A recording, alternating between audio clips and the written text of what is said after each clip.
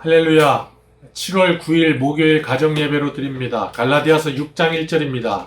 10절까지인데요. 이제 갈라디아서 마지막 장에 와 있습니다.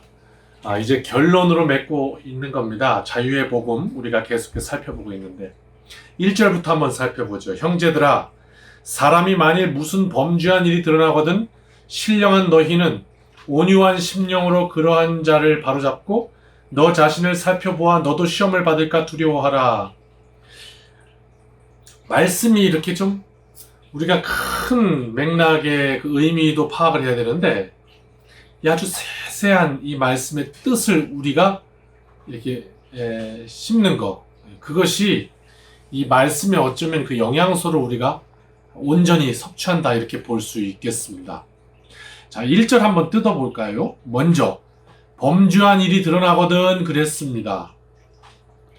우리의 눈은요, 우리의 내면을 들여다보기보다 우리의 밖의 것, 내가 아닌 나를 보기보다 너를 보는데 더 유리하게 되어 있죠. 이 시각이라는 것 자체가 남을 보게 되어 있지 나를 보게 되어 있지 않지 않습니까? 범죄한 일이 드러나거든 우리가 살면서 상대방의 허물을 먼저 보는 법입니다. 그래서 지혜 있는 사람들조차도 상대방의 허물을 보고 아이고 나한테는 없나 이렇게 돌아보는 것이지 먼저 순서는 상대방의 허물을 먼저 발견하게 돼요. 나 자신을 보는 게 그만큼 어렵다 이겁니다. 거울이 없다면 우리 외모도 못 보겠지만요. 그렇습니다. 우리의 눈이 밖을 보는데 유리합니다. 내 안을 보기보다, 내면을 보기보다. 그래서 범죄한 일이 드러나거든 우리의 눈에 쉽게 남의 허물이 보이지요. 그럴 때 신령한 너희들은 그랬습니다. 영적인 자녀들은, 하나님의 백성들은 그때 달라진다는 거예요. 반응이. 상대의 허물을 딱 발견하는 그 순간, 그때 그리스도의 자녀와 아닌 것에 차이가 난다는 말이에요. 어떻게 차이가 나느냐? 신령한 너희는, 영적인 자녀들은, 그리스도의 자녀들은 온유한 심령으로 그러한 자를 바로잡고 그랬습니다. 세상은 이 바로잡는 것을 어떻게 하느냐? 힘으로. 치안 유지하는 거 법으로. 그래서 잘못한 자에게는 벌을 내려서 이렇게 하는데, 그런데 성경은 뭐라고 말씀하냐면 온유한 심령으로 이렇게 얘기했습니다. 그러니까 잘못된 것을 발견하거든 그걸 바로잡을 때 어떻게 하느냐? 온유한 심령으로 바로잡으라고 이렇게 얘기했어요. 오늘 교회에 나오면서 작은 사건이 또 저에게 하나 있었습니다. 골목길에서 차가 이렇게 마주쳤는데 저는 이쪽에서 이렇게 오고 이쪽에서 오고, 근데 좁은 길이었어요. 딱 만나니까 그 차 조금만 빼주면 여기 넓습니다. 제 쪽은 도로까지 좁아요, 다. 어쨌든 이쪽도 갈 수 있는 길이 있으니까 제가 이렇게 뒤로 양보를 했습니다. 그랬더니 깜빡이를 탁 켭니다. 네 쪽으로 갈 거더라. 그래서 딱 보니까 여기에 교행이 가능합니다. 그래서 이렇게 차를 대서 바짝 붙여줬습니다. 그랬더니 앞에다 딱 대고 안 가는 겁니다.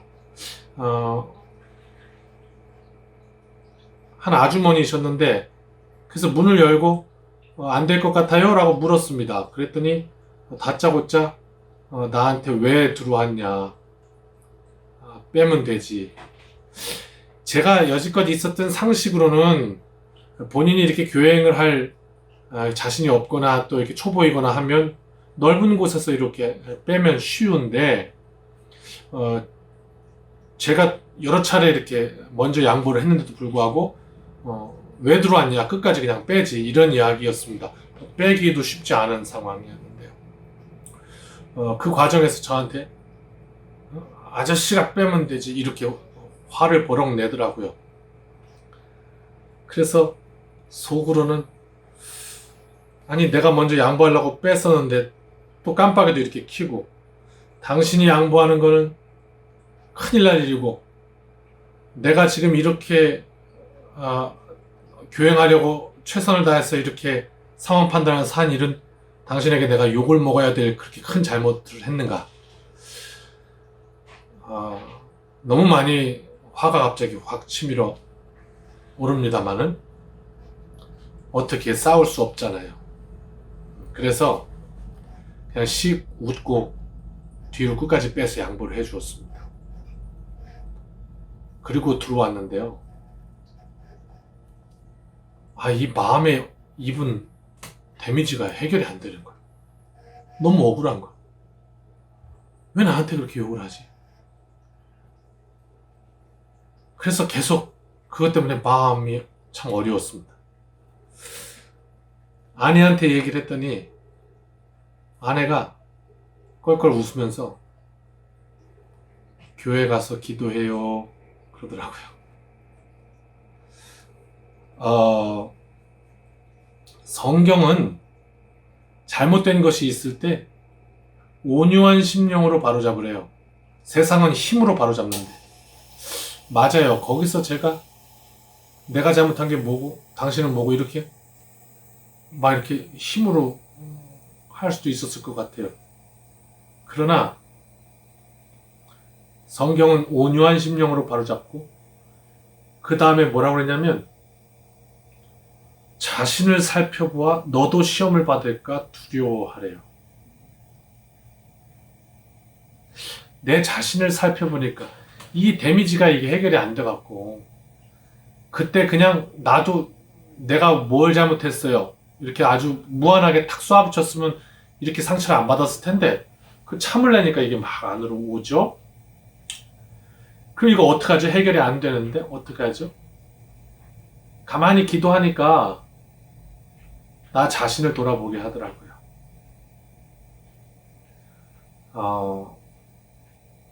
그냥 처음부터 미안해요 더 온유함으로 이렇게 했더라면 좋지 않았을까? 더 좋은 길은 없었을까?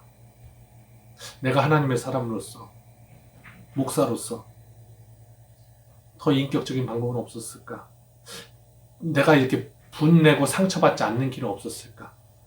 이렇게 한번 돌아보니까 어느덧 내 안에 있던 이 분이 이렇게 가라앉게 되더라고요. 이보다 더한 상황 속에서도 하나님,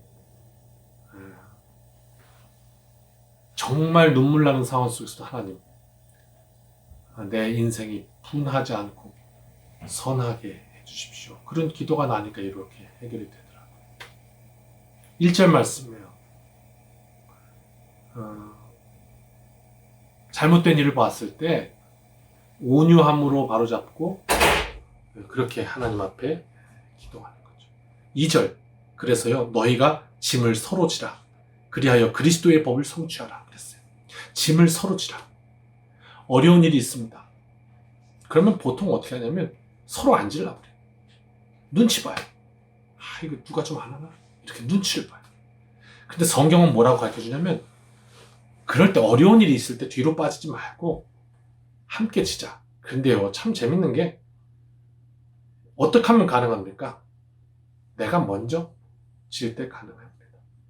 이때가 주도권 싸움이죠. 내가 먼저 그 짐을 지면서 자 우리 함께 할까요? 그럼 따라오잖아요. 거기서 리더가 생기는 겁니다. 누가 하나 이렇게 하다가 누가 먼저 하길래 그래 그리고 따라가면 그건 따라가는 사람. 내가 먼저 지자. 왜? 오늘 그리스도의 법을 성취하라. 어떻게? 서로 짐을 지라 했으니까. 그래 말씀에 순종하면 그리고 내가 먼저 어려운 일을 하면서 우리 함께 할까요? 라면 거기서 리더가 탄생합니다. 이것이 그리스도의 법이다. 이렇게 말씀합니다. 3절 그래서 만일 누가 아무것도 되지 못하고 된 줄로 생각하면 스스로 속임이라 그랬습니다. 이 말씀 참 기가 막혀요. 아무것도 아니에요. 되지 못했어요. 그러니까 말씀이 내 삶 속에 전혀 이루어지지 않았어요. 말씀을 들었지만 오늘 말씀이 권면하는 거 전혀 나랑 상관없어요. 그냥 내 육체의 본능 계속해서 우리가 살펴본 대로 내 하고 싶은 대로 그렇게 살아요. 하나님의 법과 상관없이. 그렇다면 아무것도 아니잖아요. 그건. 아무것도 되지 않았는데 된 줄로 생각한다. 그리스도의 법에서 벗어난 내가 예수의 사람이라고 생각한다. 이게 교만이라는 거예요. 착각하지 말라고 그래요. 이렇게 생각하는 건 뭐라고 하냐면 오늘 말씀이죠. 스스로 속임이라 그랬어요. 내가 나를 속이는 거래요. 여러분, 내가 나를 속인다는 거 한번 생각해 보셨나요? 우리는요, 이게 왜 마음에 와닿지 않냐면요, 이런 일이 일어날 수 없다고 생각하기 때문이에요. 어떻게 내가 나를 속여? 내가 날 다 아는데? 라고 생각하기 때문이에요. 근데 내가 나를 속인다는 걸 우리가 한번 심도 깊게 생각해 봐야 돼요. 말씀에 한번 귀를 기울여 봅시다. 이런 말입니다. 우리 안에는요, 속이는 나가 있고, 속는 나가 있다는 말입니다. 그게 스스로를 속이는 거예요. 속이는 나가 있고, 속는 나가 있는데, 누구에게 집중하느냐에 따라서 내가 속는가? 아니면 속지 않는가가 결정됩니다. 맞죠? 어떻게 될까요? 우리의 관심이 내가 하고자 하는 바가 속이는 나에 관심을 가지고 있다면 속는 나는 별로 중요하지 않은 겁니다. 그래서 그 너 속이는 거야 라고 얘기하면 말 듣고 싶지 않아요. 왜? 속이는 나가 중요하니까요. 그래서 나를 돌아보기 싫은 거예요. 그냥 속였으면 성공했으면 됐어 이렇게 넘어가는 것이죠. 그러나 실체는 뭡니까?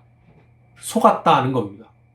속임이라는 거예요. 그거는 결국 내 삶을 불의에게 내준다. 하나님의 뜻이 아닌 것에 내주게 된다라는 말이고, 말씀은 스스로 속임이라 이렇게 말씀하시는 이 말씀의 뜻은 속는 나를 한번 돌아보라 이렇게 알려주시는 거예요. 그때 내 인생을 더 이상 마귀의 속임수에 내주지 않는 육체의 정욕에 내 삶을 종노릇하게 내어주지 않는 반석 위에 집을 짓는 것이다 이렇게 말씀하죠. 4절 그래서요, 각자 자기 일을 살피라. 그리하면 자랑할 것이 자기에게는 있어도 남에게는 있지 아니하리니. 내 자신을 그래서 가만히 살펴보면 언제든지 자랑할 것이 혹 내 자신에게는 있을지 몰라도 그거 다른 얘기까지 자랑할 일 없을 거다 이런 말입니다. 그래서 5절 각각 자기의 짐을 질 것이라. 이게 중요합니다. 오늘 하나님의 영광을 위해 나는 무엇을 해야 되지? 나는 어떤 짐을 져야 되지? 나는 어디에다 열정을 내야 되지? 나의 힘은 어디다 쏟아야 하지? 무엇 할 것인지를 각자 자기의 짐을 지라 말씀해. 오늘 결코 속지 않는 하늘의 지혜로 하나님이 우리에게 충만히 부어주시기를 원하고, 그런 마음으로 오늘 말씀을 다시 한번 돌아보고, 그렇구나, 하나님 오늘도 하나님 원하시는 방법대로 내가 이 말씀의 지혜에 탁 붙잡고 그렇게 살게 해주십시오. 혹여 오늘 내 앞에 이러한 상황이 올지 모르겠습니다. 그러면 왔구나. 그리고 오늘 말씀이 역사하시도록 하나님 사용해 주십시오. 그렇게 기도하고 승리하는 이 복된 능력의 한 날 되시기를 주님의 이름으로 축원합니다. 아멘.